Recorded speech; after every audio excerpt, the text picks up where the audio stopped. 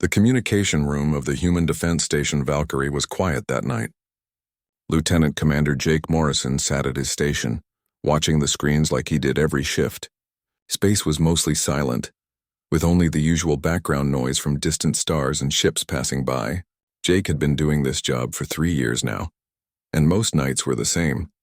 Nothing exciting ever happened, but tonight was different.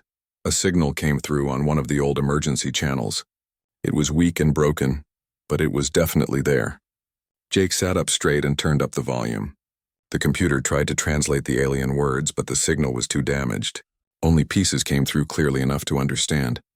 What Jake heard made his blood run cold. Someone was calling for help. A ship full of families and children was under attack. The attackers were taking people as slaves. The voice on the other end sounded terrified and desperate. Jake immediately called his commander. Patricia Lewis came quickly to his station. She was a strong woman with sharp eyes that missed nothing. When she heard the message, her face became hard and serious. "Play it again," Patricia ordered. Jake played the message 3 more times. Each time they understood a little more. The ship was called Bright Hope. It belonged to a species called the Meridians. There were over 10,000 people on board, mostly families moving to a new homeworld. A group called the Kreth Dominion had attacked them. The Kreth were slavers who captured people and sold them across the galaxy. Patricia checked the Galactic Communication Network. She wanted to see if anyone else was responding to the call. The screen showed nothing. No one was answering. No one was going to help. Why isn't anyone responding? Jake asked, though he already knew the answer. "Because they're afraid," Patricia said quietly. "The Kreth are powerful, and the Galactic Council doesn't want to fight them. They'll debate and discuss and follow their rules while those people die." Jake felt anger rise in his chest. He looked at his commander and saw the same anger in her eyes. "What do we do?" Jake asked. Patricia was quiet for a moment. She knew this decision was bigger than her. If they helped, it would mean humanity was stepping back into galactic affairs. Earth had stayed away from the rest of the galaxy for 300 years. They had good reasons for that. The last time humans met aliens, it had ended badly. Since then, humanity had kept to themselves, building colonies in their own corner of space. But Patricia also knew that 10,000 innocent people were dying right now. While she stood here thinking about politics and history, children were being ripped away from their parents. "Get me Admiral Carter," Patricia said firmly, "and start working on the jump coordinates to their location. We're not going to let those people die." The message went up the chain of command quickly. Within an hour, Admiral Richard Carter was standing in the war room back on Earth. He was an older man with gray hair and eyes that had seen many battles. Around him were holographic displays showing where the Bright Hope was located. It was 3 days away if they pushed their ships to maximum speed. The room was full of Earth's top military leaders. They all knew what this decision meant. "If we do this, everyone will know we're still here," said General Linda Hayes. She was in charge of all Earth's military operations. "Every empire in the galaxy will remember that humans exist." Admiral Carter looked at the distress call information on the screen in front of him. He thought about his own grandchildren, safe at home on Earth. Then he thought about the children on that ship, scared and crying as armed soldiers dragged them away from their families. "Good," the Admiral said. "Let them remember. And let them remember why they decided to leave us alone in the first place. Send the 5th Fleet. Commander Lewis will lead the operation." The orders went out across human space. Ships that had been on routine patrol or stationed at various outposts began moving toward the rally point. The HDSF Thunderstrike was the first to arrive. It was a heavy cruiser, big and powerful, commanded by Captain Gregory Stone. Right behind it came the carrier HDSF Ranger, which carried medical facilities and supplies.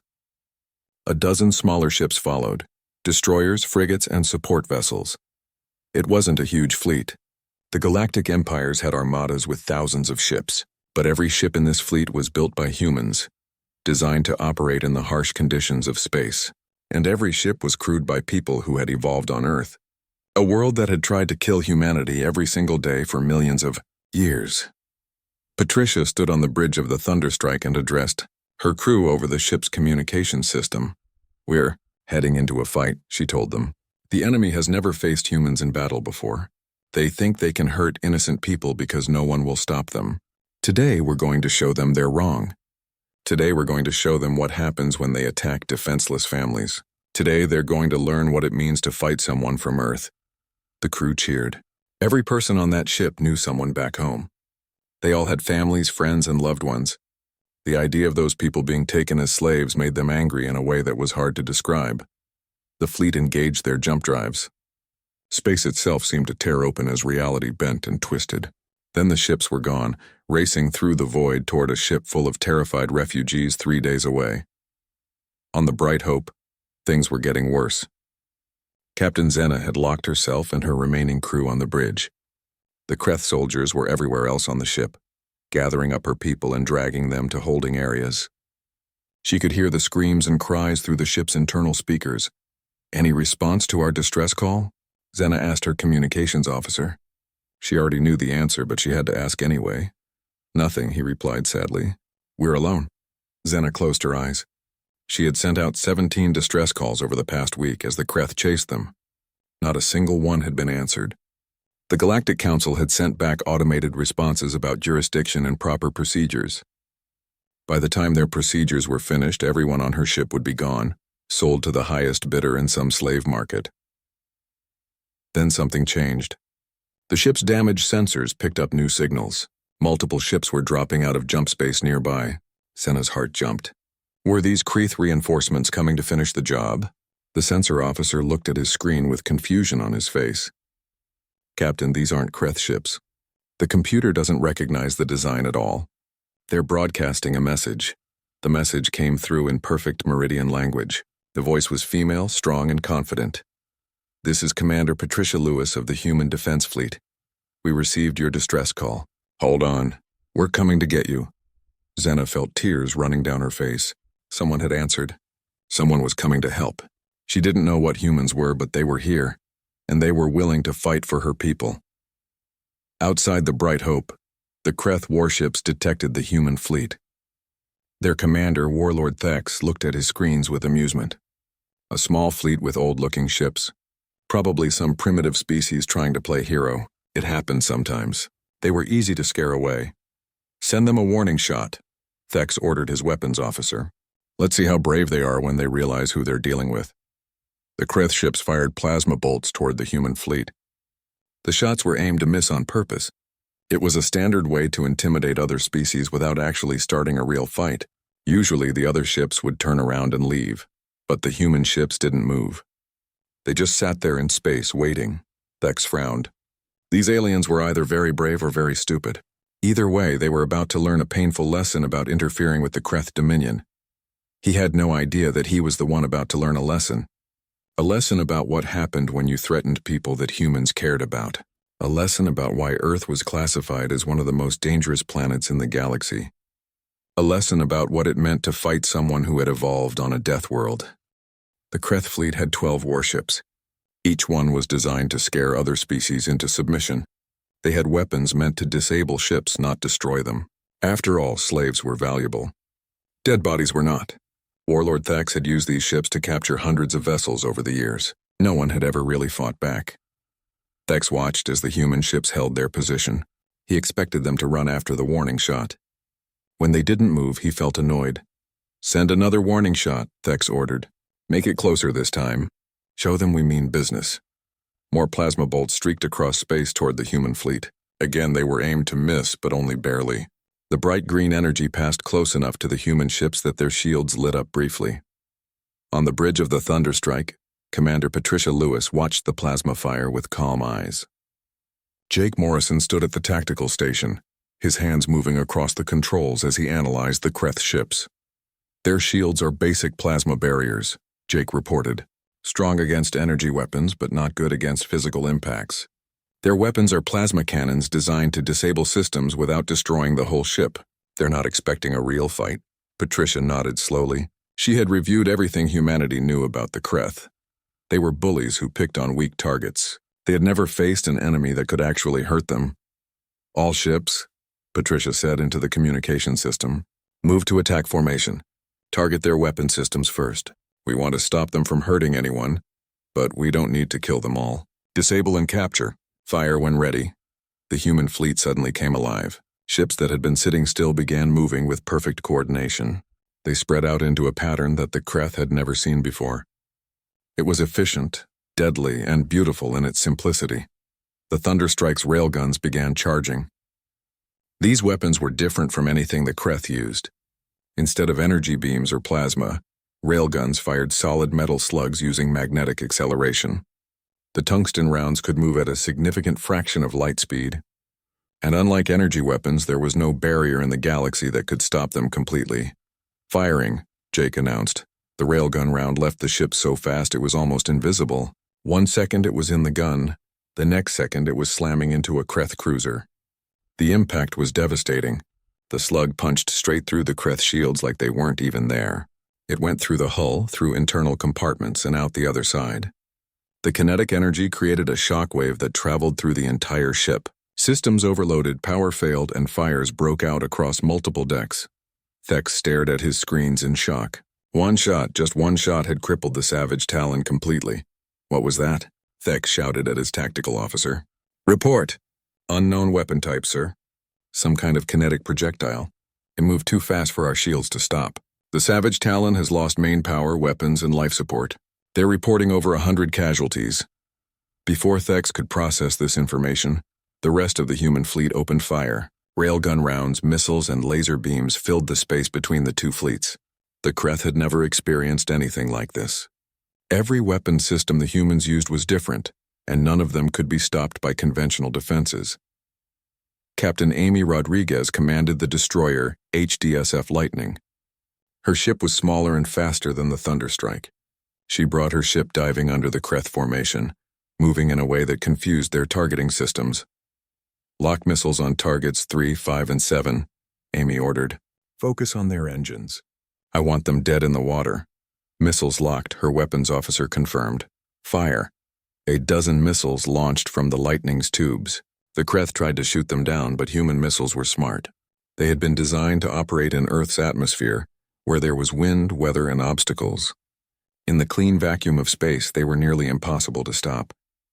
They weaved around the defensive fire, adjusted their paths, and found their targets. 3 Kreth ships lost their engines in the same moment. Without propulsion, they began drifting helplessly through space. Their crews scrambled to make repairs, but the damage was too severe. Return fire, Thex screamed. All ships concentrate everything on their biggest vessel. The Kreth warships turned their plasma cannons toward the Thunderstrike. Green energy beams poured across space, slamming into the human cruiser from multiple directions. Patricia felt the ship shake slightly as the shields absorbed the impacts. Shield strength at 85%, Jake reported. Their weapons aren't getting through our defenses. Patricia wasn't surprised. Human shield technology had been developed to protect ships from solar radiation, cosmic rays, and debris in space. The shields had to handle incredible amounts of energy every day, just from natural sources. Plasma weapons designed to disable civilian ships barely registered as a threat. Return fire, Patricia ordered. Target their flagship. Full railgun barrage. Let's end this quickly. The Thunderstrike rotated, bringing all 6 of its main railguns to bear on the Bloodfang, Thex's flagship. The weapons fired one after another in rapid succession. 6 tungsten slugs, each one weighing several tons and moving at incredible speed, crossed the distance in less than a second. The first slug broke through the Bloodfang's shields. The second punched a hole in the hull. The third, fourth, fifth, and sixth rounds tore through the ship's interior like paper. They destroyed the engine room, the weapons control center, the power generators, and the command systems. In the span of 3 seconds, the Bloodfang went from a functioning warship to a floating piece of wreckage. On the Bloodfang's bridge, everything went wrong at once. The lights went out. The gravity failed. Fires erupted from broken equipment. Thex was thrown from his chair and found himself floating in the darkness, surrounded by the screams of his crew and the sound of alarms. Engineering is destroyed, someone shouted in the chaos. Weapons are offline. Life support is failing. Thex grabbed onto a piece of debris to steady himself. His mind couldn't accept what was happening. His fleet was being destroyed. Ships that had successfully raided dozens of systems were being torn apart like toys, and the human fleet hadn't even taken any real damage. What kind of species was this? What kind of monsters had he just attacked? Across the battlefield, the remaining Kreth ships tried to run, but the human fleet had spread out in a perfect formation. Every escape route was blocked. Captain Gregory Stone commanded the heavy cruiser Warhammer, and his ship moved to cut off the fleeing Kreth vessels. Target their jump drives, Gregory ordered his crew. Nobody leaves. We're taking all of them prisoner. The human ships fired with precision that seemed almost impossible. Each shot hit exactly where it was supposed to. Kreth jump drives exploded or went dark as the targeting systems identified them and destroyed them. Within minutes, every single Kreth warship was disabled. No weapons, no engines, no shields, and no way to call for help or escape. The entire battle had lasted less than 30 minutes. 12 Kreth warships had been completely neutralized by a smaller human force. Not a single human ship had taken serious damage. It wasn't even close to a fair fight. Patricia opened a communication channel to all Kreth ships. Her voice was cold and hard. Attention, Kreth forces. This is Commander Patricia Lewis of the Human Defense Fleet. Your ships are disabled. Your weapons are destroyed. You will surrender immediately and prepare for boarding. Any attempt to resist or harm your prisoners will result in the complete destruction of your vessels. You have 1 minute to respond. On the Bloodfang, Thex floated in the emergency lighting, listening to the human commander's words. He had raided and captured thousands of beings over his career. He had threatened, intimidated, and terrified entire civilizations. Now, for the first time, he understood what that fear felt like. Send the message, Thex said weakly to whoever was still alive on his bridge. Tell them we surrender. Tell them we'll cooperate. Just don't kill us. The response came back from all 12 Kreth ships within seconds. Every single one surrendered without fighting. They had seen what human weapons could do to their ships. None of them wanted to find out what those weapons would do to them personally. Patricia nodded in satisfaction. Jake, send the Guardian to watch over the Kreth ships. If anyone tries anything, they have permission to finish the job. Everyone else, we're heading to the Bright Hope. Those people have been waiting long enough. The human fleet moved toward the damaged colony ship. On the bridge of the Bright Hope, Captain Zenna watched them approach through her broken sensors. She couldn't believe what she had just witnessed. The humans had destroyed an entire Kreth fleet in less time than it took her to drink a cup of tea. Are they coming to help us or capture us? Her first officer asked nervously. Zenna thought about the human commander's words. The promise to rescue them had sounded genuine, but after watching that battle, she understood why other species had left humanity alone. These were not people you wanted to make angry. A new message came through. Captain Zenna, this is Commander Lewis. We're sending boarding parties to secure your ship and begin evacuations. My medical teams will treat your wounded and will provide transportation to your homeworld. You're safe now. Zenna started crying. She couldn't help it. After days of terror, Lieutenant Commander Jake Morrison led the first boarding team onto the Bright Hope. Behind him came 20 Marines in powered armor. The armor made them look bigger and more dangerous than they already were. Each Marine carried weapons that could punch holes through steel walls, but their orders were clear. Protect the civilians and capture the Kreth soldiers without killing them unless absolutely necessary. The airlock opened with a hiss of escaping air. Jake stepped into a corridor filled with smoke and flickering lights. The walls were scorched from weapons fire. Bodies lay scattered on the floor. Some were Meridian civilians who had tried to fight back. Others were Kreth soldiers who had been killed by their own people for failing to follow orders quickly enough. Spread out, Jake ordered his team. Check every room. Find survivors and get them to the evacuation points. If you encounter Kreth resistance, try to take them alive. But if they threaten civilians, you are authorized to use lethal force. The Marines moved through the ship with practiced efficiency. Their armor had sensors that could detect life signs through walls. They could see in the dark. They could communicate with each other silently through their helmet systems. The Kreth soldiers hiding on the ship had no idea they were already surrounded. Jake's team reached a junction where a group of Kreth soldiers had barricaded themselves. When the soldiers saw the humans coming, several of them dropped their weapons immediately. They had heard what happened to their fleet. They knew fighting was pointless. But one young Kreth soldier, barely more than a teenager, raised his plasma rifle. His hands were shaking. He was terrified, but trying to be brave. Put it down, Jake said through his helmet's external speaker. His translator converted the words into the Kreth language. Nobody else has to die today. Just put the weapon down and get on the ground. The young soldier's finger moved toward the trigger. Jake could have shot him easily. His rifle was already aimed. But Jake remembered that this soldier was probably forced into service. Many Kreth were conscripted into their military. They didn't have a choice, don't do it, Jake said more gently. Your fleet is gone. Your commanders have surrendered. There's no shame in doing the same. Your family wants you to come home alive. Don't throw your life away for nothing." The young Kreth soldier looked at Jake's armored form. Then he looked at the other Marines surrounding him. Then he looked at his weapon and realized how useless it was. Slowly, he lowered the rifle and placed it on the ground. The other Kreth soldiers followed his example. "Smart choice," Jake said. "Now lie face down with your hands behind your backs. We'll secure you and make sure you're not hurt. Cooperate and you'll be treated well."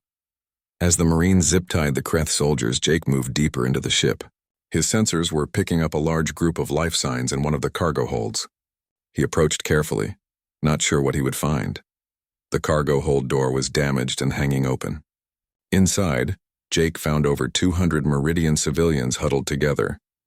They were mostly families with small children. When they saw the armed human Marine enter, they pressed back against the walls in fear. Jake immediately removed his helmet. He wanted them to see his face, to understand that he was there to help. "It's okay," Jake said, his translator converting his words to Meridian. "My name is Jake Morrison. I'm with the Human Defense Fleet. We're here to rescue you." "You're safe now." A Meridian female stepped forward hesitantly. She was holding a small child in her arms. "The Kreth said no one was coming. They said no one cared about us. They were wrong," Jake replied. "We care. We heard your distress call and we came as fast as we could. The Kreth have been defeated. Their ships are disabled. You don't have to be afraid anymore." The child in the woman's arms started crying, not from fear but from relief. Soon other children joined in. Then the adults. The entire cargo hold filled with the sound of people crying because they had been saved. Jake felt his throat tighten. He had seen combat before. He had been in dangerous situations. But this was different. These weren't soldiers. These were innocent families who had been terrorized for days. And now they were safe because he and his team had gotten here in time. "Can you walk?" Jake asked the crowd. "We need to evacuate you to our ships where you'll be more comfortable." They could walk. They practically ran toward the evacuation points, desperate to get off the ship that had been their prison. Jake's Marines guided them gently, helping the elderly and carrying small children who were too tired to move on their own. Meanwhile, Commander Patricia Lewis led another team to the bridge. Captain Zenna had barricaded herself there with the last of her crew. When Patricia knocked on the sealed door, Zenna was hesitant to open it. She had been betrayed before by people claiming to help. "Captain Zenna," Patricia called through the door. "I'm Commander Patricia Lewis. We spoke earlier. Please open the door. You and your crew need medical attention." The door opened slowly. Zenna stood there looking exhausted and injured. Her feathers were dirty and matted. She had a wound on her arm that had been bandaged with torn cloth. Behind her, 3 other Meridians were in even worse shape. Patricia lowered her weapon immediately and removed her helmet. "You did good, Captain. You kept your people alive. You sent the distress call that brought us here. You're a hero." Zenna's legs gave out. She collapsed forward and Patricia caught her. The human commander carefully helped the Meridian captain to sit down. "I'm not a hero," Zenna said weakly. "I failed. My ship was captured. My people were hurt. You survived against impossible odds," Patricia replied. "You kept fighting when anyone else would have given up. That's the definition of a hero. Now let my medical team help you. Your part is done. We'll take it from here." Over the next several hours, the human fleet worked tirelessly. Every Meridian civilian was evacuated from the Bright Hope. The injured were taken to the medical bay on the HDSF Ranger, which had been converted into a temporary hospital. Dr. Stephen Blake and his team moved between beds, treating injuries both physical and emotional. Stephen stopped at a bed where a young Meridian girl lay. Her wing had been broken by falling debris during the Kreth attack. She was awake but frightened, her large eyes watching every movement around her. "Hello there," Stephen said softly, kneeling beside her bed. "I'm Dr. Blake. How are you feeling?" The girl's mother translated nervously. The child chirped something in response. "She asks if you're going to hurt her," the mother said quietly. Stephen shook his head and smiled warmly. "No, sweetheart. I'm here to make you feel better. Your wing was hurt, but we've fixed it. It needs time to heal, but you'll be able to fly again soon. I promise." He pulled out a small tablet and showed the girl a cartoon he had loaded. It was a simple story about a bird learning to fly after being injured. The girl's eyes lit up with wonder. She had never seen human animation before. She wants to know if all humans are this kind, the mother said, tears forming in her eyes. Stephen thought about that question. We try to be, especially to people who need help. That's what makes us human. We take care of each other. In another part of the Ranger, the Meridian civilians were being housed in temporary accommodations. The human crew had given up their own quarters to make room. They set up cots, brought in food and water, and made sure everyone was comfortable. Captain Zena stood before a gathering of her people. Over 10,000 Meridians filled every available space. They wanted to hear from their captain to understand what would happen next. I know you're all scared, Zena addressed her people. I know you've been through something terrible that will take time to heal from. But I want you to understand something about our rescuers. The humans came for us when no one else would. They risked their lives. They asked for nothing in return. They simply heard our call and answered. But what do they want from us? Someone in the crowd called out. Why would they help strangers? Before Zena could answer, Commander Patricia Lewis stepped forward. She had been invited to speak to the refugees. My species has a saying, Patricia began through her translator. We say that the only thing necessary for evil to win is for good people to do nothing. We heard your distress call. We had the ability to help, so we came. That's all there is to it. But you risked your lives, another Meridian said. For people you don't even know. That doesn't make sense, Patricia smiled sadly. Maybe it doesn't make sense to you. But on our world, Earth, we grew up facing danger every day. Storms that could destroy cities. Animals that could kill us. Diseases that could wipe out populations. We learned early that survival meant protecting each other. The strong help the weak. The capable help those who are struggling. It's not about what we get in return. It's about knowing that every life matters. She paused, looking at the crowd. You're not strangers to us. You're people who needed help. That's all we needed to know. The cargo bay fell silent. Then slowly the Meridians began clicking their beaks together. It was their way of showing respect and gratitude. The sound built until it echoed through the entire ship, a symphony of thanks. Patricia nodded respectfully and left them to rest. As she walked back to the bridge, Jake intercepted her. Commander, we're receiving a transmission from the Galactic Council. They want to talk to us. Patricia wasn't surprised. What's their tone? Careful. Polite but nervous. Station Unity had stood in space for over 1,000 years. It was massive, shaped like a giant wheel with spokes connecting to a central hub. This was where the Galactic Council met, where 200 different species came together to discuss laws, trade, and peace. The station had seen the rise and fall of empires. It had witnessed countless negotiations and treaties, but it had never seen anything like the panic that gripped it now. The council chambers were in chaos. Representatives from every species filled the amphitheater, all talking at once. Their voices mixed together into a noise that the translation system struggled to handle. Holographic displays showed footage from the battle, recorded by a Kreth emergency beacon before it was shut down.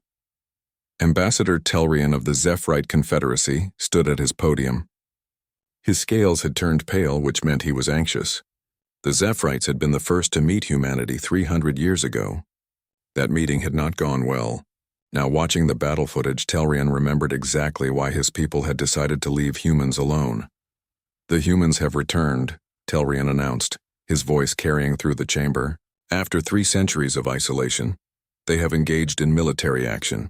They destroyed an entire Kreth fleet in less than 30 minutes. They didn't destroy it, Counselor Vreen of the Meridian spoke up. Her feathers were ruffled with emotion. They disabled it. They could have killed everyone but chose not to. And they did it to save my people. The Kreth have been attacking our colonies for years. We sent dozens of distress calls. The Council did nothing. The humans responded to one call. The Kreth Dominion operates in unclaimed territory. High Chancellor Morix replied from his elevated platform. Morix was old even by his species standards. He had 4 arms and skin like rough stone. The Council cannot send military forces to every border dispute. 10,000 civilians being enslaved is not a border dispute, Vreen shot back angrily. It's a crime. While we sat here debating rules and jurisdiction, the humans acted. They saved lives while we saved face. The footage played again on the screens. Council members watched as human ships systematically dismantled the Kreth fleet. The weapons were unlike anything in Council databases. Kinetic rounds that ignored shields. Missiles that couldn't be stopped. defensive barriers that absorbed plasma fire without failing. "They fight like savages," muttered Ambassador Kess of the Harmony Collective. "No negotiation, no warning, just immediate violence." "They broadcast a rescue message and were fired upon first," Vreen countered.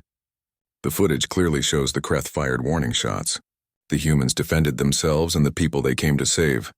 Telrian raised his hand for silence. The gesture was respected. "The issue is not whether their actions were justified. The issue is that humanity has technology far beyond what we knew about. Their fleet, though small, defeated a Kreth force twice its size without taking damage. What else can they do? What other weapons do they have?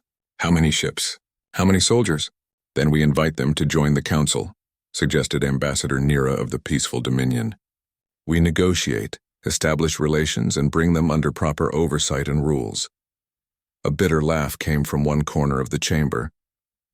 General Kraid of the Theron Military Coalition stood at his podium. He was a large being covered in armor-like scales. His species had once tried to test humanity's strength. They learned a painful lesson. "You don't understand," Kraid said, his voice heavy. "You cannot control humans like you control other species. They don't think like we do. They come from a world that tried to kill them every day, predators that hunted them, diseases that could wipe out populations, weather that destroyed cities, earthquakes, volcanoes, floods, and they didn't just survive. They thrived.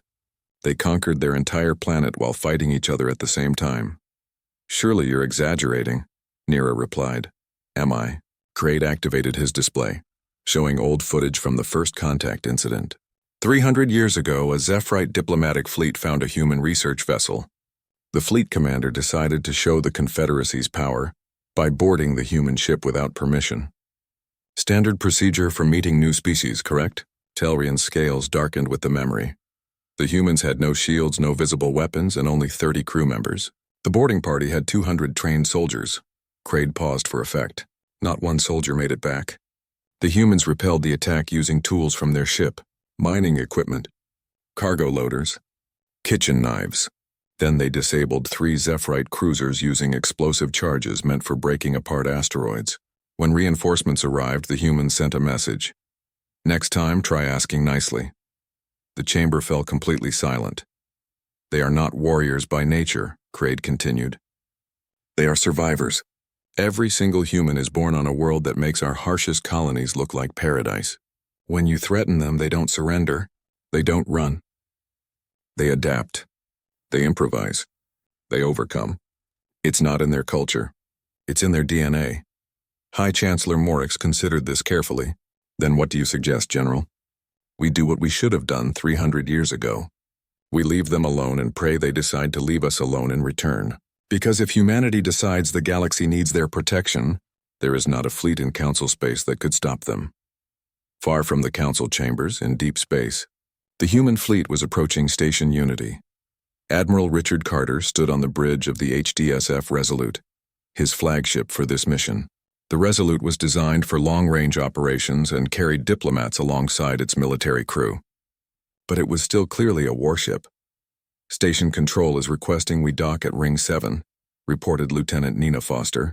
"They're suggesting we send a small shuttle instead of bringing the Resolute close to the station." Richard smiled slightly. "I'm sure they are.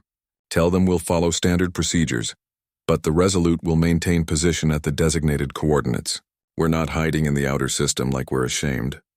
Beside Richard stood Ambassador Helen Price, Earth's chief diplomat. She was reviewing information on her tablet, preparing for the negotiations ahead. "They're afraid of us," Helen noted quietly. "The intelligence reports say the Council has been in emergency session for 3 days." "Good," Richard replied. "Fear creates respect. Respect opens doors for real conversation. Fear also creates hostility, Admiral. We need to be very careful here." Richard nodded. "That's why you're here, Ambassador. I'll show them we're strong. You show them we're reasonable.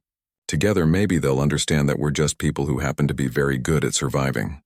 The Resolute took up position exactly where Station Control wanted, close enough to be seen clearly, far enough not to be threatening. A diplomatic shuttle detached, carrying Ambassador Price, 6 Marines led by Sergeant Kyle Murphy and diplomatic staff. As the shuttle approached Station Unity, Helen looked out at the massive structure. First official human diplomatic mission in 300 years. No pressure. You've got this, ma'am, Kyle said from near the door. And if talking doesn't work, we've got your back. Helen smiled. Let's hope it doesn't come to that. The shuttle docked smoothly. Helen stepped out into a reception area filled with representatives from a dozen species. The station's protocol officer, a tall insect-like being named Chitrix, approached carefully. Ambassador Price, welcome to Station Unity. The Council has prepared a formal reception. Thank you, Officer Chitrix. My security team will stay with me. Chitrix's mandibles clicked nervously. That is highly irregular. Council chambers are neutral ground. No weapons are permitted. My security is not negotiable, Helen replied calmly but firmly. Given that humanity's last formal contact involved an attempted boarding action, I'm sure you understand our caution. There was a tense moment. Then Chitrix backed down. I will inform the Council. Please follow me. The walk through Station Unity was educational. Helen passed beings of every imaginable form, floating gas creatures that communicated through color, crystal entities that sang in sounds humans couldn't hear, dozens of bipedal species more similar to humans. All of them stopped to stare at the human delegation. Their reactions ranged from curiosity to obvious fear. The council chambers were impressive. A massive amphitheater with individual platforms for each member species, all arranged in circles around a central speaking area. High Chancellor Morix waited there, his forearms crossed. Ambassador Price of Earth, Morix began. The Galactic Council acknowledges your presence and welcomes humanity's return to diplomatic relations. Helen stepped onto the central platform, aware of hundreds of eyes watching her. High Chancellor, honored council members, I bring greetings from Earth and the human colonies. We appreciate this opportunity. Your intervention with the Kreth has raised many questions, Morix continued. The Council seeks to understand your intentions. Do you seek Council membership? Territory? Resources? Helen had prepared for this. None of those things, Chancellor. Humanity responded to a distress call from civilians under attack. We did what any decent civilization should do. We helped. By destroying an entire military fleet, Ambassador Telrian said from his podium. Your response was excessive and violent. Helen turned to face him directly. Ambassador Telrian, our records show your species first contacted us by forcibly boarding one of our... The council chambers remained tense after Helen's challenge. Before General Craid could respond, High Chancellor Morix raised all four of his arms to call for silence. The gesture worked. The room gradually quieted down. Ambassador Price, Morix said carefully, the council will need time to deliberate on humanity's status. However, I must address one immediate concern. What will you do with the Kreth prisoners you captured? Helen had expected this question. The Kreth prisoners are being held in conditions that meet all galactic standards for prisoners of war. We will not simply release them back to the Kreth Dominion. They are war criminals who attacked civilian vessels. If the Council wishes to prosecute them, we will cooperate fully. The Council has no jurisdiction over the Kreth Dominion, Morix stated flatly. Then perhaps it should, Helen replied quietly. Or perhaps the Kreth will continue raiding colonies and the Council will continue debating jurisdiction while people die. The silence that followed was heavy. Helen knew she was pushing hard, but someone needed to say these things. The Council had become too comfortable with their procedures and rules. They had forgotten that those rules were supposed to protect people, not prevent action. Ambassador Nira of the Peaceful Dominion finally spoke. Ambassador Price, you speak with a directness that some might call hostile. Surely you understand that galactic cooperation requires compromise and patience? Helen softened her tone slightly. Ambassador Nira, I apologize if my words seem harsh, but humanity learned some hard lessons in our history. We learned that evil grows when good people do nothing. We learned that sometimes doing the right thing is not the easy thing. We spent centuries fighting these battles on our own world, ending slavery, stopping genocide, protecting the vulnerable. We're not perfect at it, but we try. She paused, looking around the chamber at the assembled species. The galaxy faces the same challenges we did. The difference is we're offering to help, not to conquer, not to control, but to stand with civilizations that believe in protecting innocent people.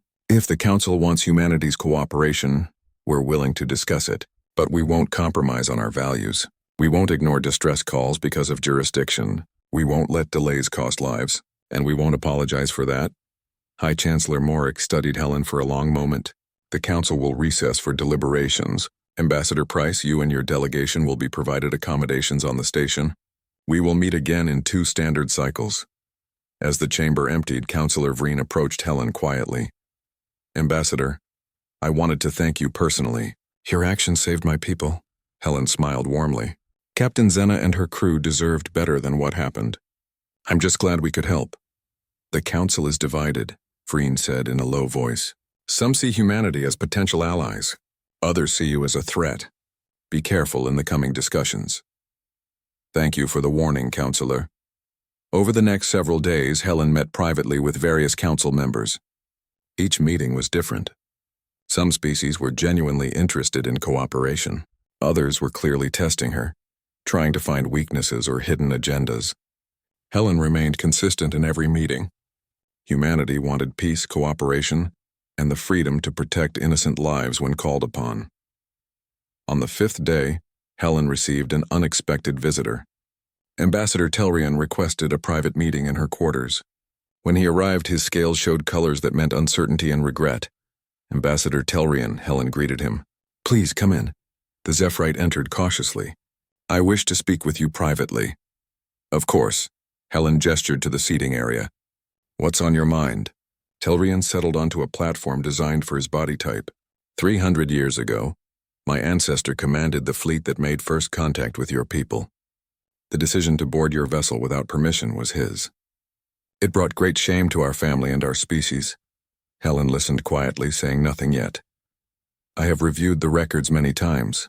Telrian continued. What strikes me most is not the violence of your response, but the restraint. You could have destroyed our fleet entirely. You had proven you could disable our ships, yet you chose not to pursue us, not to seek revenge. You simply asked us to approach peacefully in the future. We're not monsters, Helen said gently. We're protective of our people. Your ancestor made a mistake, but we understood it wasn't done out of cruelty. He was following his civilization's normal procedures. Many on the council believe humanity is a threat, Telrian said. They see your military power and fear conquest. But I have studied your history, Ambassador Price. Your species has a concept called redemption. You believe people can change, grow, and learn from mistakes. Is this accurate? It's a core part of who we are, Helen confirmed. Humanity has made terrible mistakes throughout our history. Wars, oppression, cruelty. But we've also learned from those mistakes. We've worked to be better. It's an ongoing process that we'll probably never perfect, but we keep trying. Telrian's scales shifted to thoughtful colors. Perhaps that is what frightens the council most. Not your weapons, but your philosophy. You act based on principles rather than calculations. You help because it is right, not because it is profitable. That is difficult for many species to understand.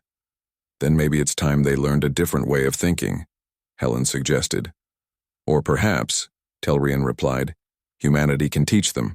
I came to tell you that the Zephyrite Confederacy will support your petition for independent cooperation. We will not ask you to join the council, but we will advocate for a formal alliance.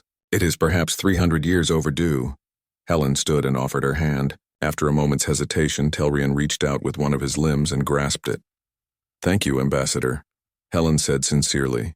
Your support means more than you know. The council reconvened on the 7th day. The atmosphere was noticeably different. Ambassador Helen Price returned to the central platform, this time accompanied by Admiral Richard Carter. High Chancellor Morix called the session to order. The council has deliberated extensively. We have heard many perspectives. Ambassador Price, Admiral Carter. The council is prepared to offer humanity a unique position. Helen and Richard waited silently. Humanity will not be asked to join the Galactic Council as a member species. Morix continued. Your civilization has made clear its preference for independence, and we respect that. However, we propose creating a new designation, Cooperative Independent Power. Under this status, humanity would maintain complete control over its own affairs while agreeing to certain protocols for interstellar conduct. What protocols? Admiral Carter asked directly. General Crate explained. First, humanity would share basic information about military capabilities with the Council Security Division. Not detailed specifications, but general parameters for coordination in potential joint operations. Second, Morix added, Humanity would participate in the Council's early warning network for major threats. Interstellar disasters, diseases, hostile forces. Information sharing would work both ways. Third, and most importantly, Councillor Vreen said, standing, humanity would be formally recognized as a response force for civilian protection. When distress calls are received that the Council cannot or will not address promptly, humanity would have authority to intervene without political consequences. Helen felt her pulse quicken. They were asking humanity to be the galaxy's emergency responders. You want us to do officially what we did for the Meridians? Essentially, yes, Morix confirmed. Many Council species lack military capability. We have focused on peaceful development, arts, science, philosophy. This leaves us vulnerable to predatory empires like the Kreth. Your species has both the capability and apparently the willingness to protect those who cannot protect themselves. What about rules of engagement? Admiral Carter pressed. If we're going into combat, we need clear authority to act as we see fit. Within reason, General Craig said. You would be expected to use proportional force and respect surrender. Beyond that, tactical decisions would be yours. We've reviewed your combat recordings. Your species understands restraint despite your impressive capabilities. Helen and Richard requested a brief recess to discuss the proposal privately. In a side chamber, they talked quickly. It's a good deal, Richard said immediately. They're basically giving us permission to do what we do anyway, but with official backing. It also makes us responsible for galactic security, Helen countered. That's a heavy burden. We're already carrying it. The moment we answered that distress call, we took on that role. This just makes it official and removes political complications. Helen nodded slowly. What about intelligence sharing? Are you comfortable with that? Depends on the details. General capabilities? Sure. Specific weapon designs and defensive systems? Absolutely not. Agreed. Let's negotiate the specifics. They returned and spent several hours working out exact parameters. In the end, humanity would provide broad information about ship types, general weapon categories, and fleet size. Nothing that would compromise tactical advantages. In return, they would receive full access to the Council's early warning systems, navigation data for claimed territories, and diplomatic protection when responding to distress calls. Most importantly, humanity would maintain complete independence. No Council laws would. 6 months had passed since the agreement with the Galactic Council. In that time, humanity had proven itself worthy of the trust placed in them. Human patrol fleets operated throughout Council space, their mere presence enough to deter most pirates and raiders. Trade routes that had been dangerous for decades were now safe. Civilian ships traveled without fear. The Kreth Dominion had changed dramatically. After their defeat and the exposure of their slaving operations, the Kreth people had overthrown their old government. The war criminals who attacked the Bright Hope were now facing trial. The new Kreth leadership had reached out to the Council, seeking to make amends and join the galactic community properly. It was a slow process, but it was progress. On the HDSF Thunderstrike, Commander Patricia Lewis sat in her chair on the bridge, reviewing the latest patrol reports. Her ship was assigned to permanent duty in the Outer Rim, the frontier regions where Council authority was weakest and danger was highest. It had been quiet lately, perhaps too quiet. Status report, Patricia requested. Lieutenant Commander Jake Morrison looked up from his station. All systems normal, Commander. We've completed our patrol route without incident. The most exciting thing we dealt with all week was helping a Meridian cargo ship with engine trouble. Patricia smiled. That's the best kind of excitement. The communication station suddenly came alive. A young officer named Chris Martinez looked up with surprise. Commander, we're receiving a priority transmission from Earth. It's Admiral Carter. Patricia straightened. Priority transmissions were rare. They usually meant something serious was happening. Put him through. Admiral Carter's face appeared on the main screen. He looked concerned but not panicked. Commander Lewis, we have a situation. A science expedition in the Andromeda Gap has gone missing. Their last transmission indicated they discovered something significant, possibly ancient technology. The Council has requested human assistance in the search and potential rescue. How many ships in the expedition? Patricia asked immediately. 3 research vessels with a total crew of 147 people, multiple species including 23 humans. Patricia didn't hesitate. We can reach the jump coordinates in 6 hours, requesting any available support vessels in the region.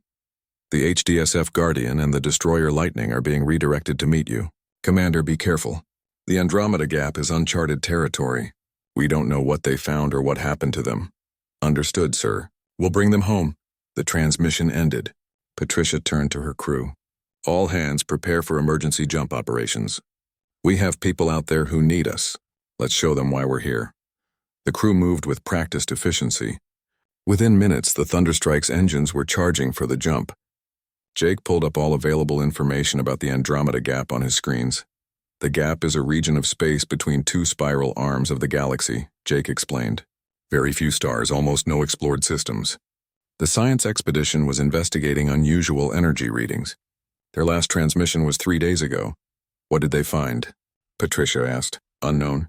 The transmission was cut off mid-sentence. Just a brief mention of discovering structures that couldn't be natural. Patricia felt a chill run down her spine. Ancient alien structures in unexplored space. Scientists going missing after discovering them. This was either a major scientific breakthrough or something very dangerous. Possibly both. Jump coordinates locked, reported the navigation officer. Ready on your command. Engage, Patricia ordered. Space twisted and bent as the Thunderstrike entered jump space. The journey would take 6 hours, but to the crew it would feel like minutes. The ship's systems handled the complex mathematics of faster than light. Travel while the crew prepared for whatever they might. Find. Patricia used the time to review everything they knew about the missing expedition. The lead scientist was Dr. Claire Harrison, a human xenoarchaeologist with an excellent reputation. The other 2 ships were captained by a Meridian named Fen and a crystalline being named Harmonic 7. All 3 vessels were research ships, lightly armed and not designed for combat. When the Thunderstrike dropped out of jump space, they found themselves in an area that looked empty at first glance, but the sensors quickly picked up something unusual. I'm reading debris, Jake reported. Small pieces consistent with hull plating and equipment. No bodies detected, which is good news. But there's definitely been some kind of incident here. Any sign of the research vessels? Patricia asked. Negative on direct visual or radar, but I'm picking up faint power signatures deeper in the system. There's something generating energy about 2 million kilometers from our position. Can you identify it? Jake worked his controls, enhancing the sensor data. What he saw made him pause. Commander, you need to see this. Patricia moved to his station. On the screen was a structure that defied easy description. It was massive, easily the size of a small moon. The shape was geometric, but wrong somehow, with angles that seemed to shift when you weren't looking directly at them. It was made of a material that absorbed most sensor readings, making it appear as a dark silhouette against the stars. What is that? Patricia asked quietly. Unknown, but it's definitely not natural, and it's definitely old. I'm reading decay patterns in the material that suggest this thing has been here for millions of years. And the research ships? The power signatures are coming from near that structure. I think the expedition found it and got closer to investigate. Patricia made her decision quickly. Take us in slowly. Full sensor sweeps. If anything changes, I want to know immediately. And get me the Guardian and Lightning on communication. I want backup before we commit to this. The Thunderstrike moved carefully toward the ancient structure. As they got closer, more details became visible. The surface was covered in patterns that might have been writing or might have been decorative. There were openings that could have been doors or windows. And there was something else, something that made everyone on the bridge uncomfortable. The structure is emitting a low-frequency signal, reported the communications officer. It's very faint, but it's there. Almost like a heartbeat. A heartbeat? Patricia repeated. Are you saying this thing is alive? I don't know what I'm saying, Commander. I've never seen readings like this before. The Guardian and Lightning dropped out of jump space behind them. Captain Gregory Stone's voice came over the communication system. We're here, Patricia. What's the situation? Patricia briefed him quickly, sharing the sensor data. Gregory's response was cautious. I don't like this. Ancient alien technology with unknown properties. Missing ships. Strange signals. This has all the signs of a trap. Maybe, Patricia agreed. But we have 147 people to find. We're going in. Then we're going with you. Lightning, take up position on our port side. Let's make a triangle formation with the Thunderstrike at point. If something goes wrong, we can cover each other. The 3 human ships moved closer to the structure. As they approached, their sensors finally located the missing research vessels. All three were docked against the structure's surface, attached to what looked like ancient docking ports. The ships appeared intact but showed no external activity. Hailing the research vessels, the communications officer tried. No response. Their communication systems are powered down or blocked somehow. Patricia studied the situation. The ships were there. They seemed intact, but there was no way to know if the crews were alive, dead, or something else entirely without boarding. Jake, scan those ships. Life signs? Jake worked his controls carefully. The ancient structure was interfering with their sensors, but he managed to get partial readings. I'm detecting life signs on all three vessels. Approximately 130 people. That's less than the full crew complement. 14 are unaccounted for. Could they be on the structure? Possible, but I can't scan through whatever that thing is made of. Our sensors just bounce off. Patricia made her decision. We're sending a boarding party. Jake, you're with me. Get a full Marine squad ready. Heavy weapons and full environmental suits. We don't know what we're walking into. Commander. Gregory's voice came through. If you're going over there, let me send some of my people too. You shouldn't go in alone. Negative, Gregory. I need you here in case something happens. If we're not back in 2 hours, you jump out and report to Admiral Carter. That's a direct order. Understood. But I don't like it. Neither do I. But those people didn't come out here to die. We're bringing them home. 20 minutes later, Patricia led a team of 12 across the void in a small shuttle. The ancient structure loomed before them, dark and mysterious. As they approached the docked research vessels, Patricia couldn't shake the feeling that they were being watched. The shuttle docked with Dr. Harrison's ship first. The airlock opened after a brief struggle with the old mechanisms. Patricia and her team entered with weapons ready, not sure what they would find. The interior of the research vessel was dark except for emergency lighting. There was no gravity, so they floated through the corridors carefully. Everything seemed intact. No signs of fighting or damage. Just an empty ship. They found the crew in the main laboratory. 32 people, all unconscious but alive, floating in the zero gravity. Dr. Harrison was among them.